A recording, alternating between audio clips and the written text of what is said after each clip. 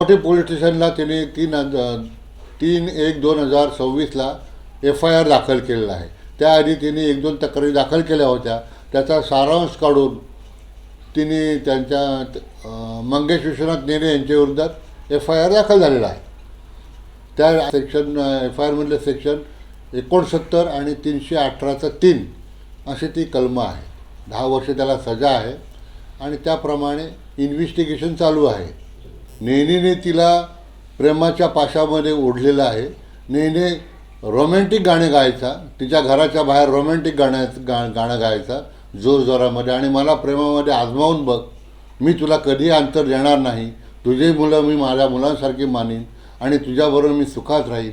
मी 4 वर्ष माझ्या पत्नीपासून विभक्त आहे, त्यामुळे मी अनेक गोष्टींना वंचित आहे.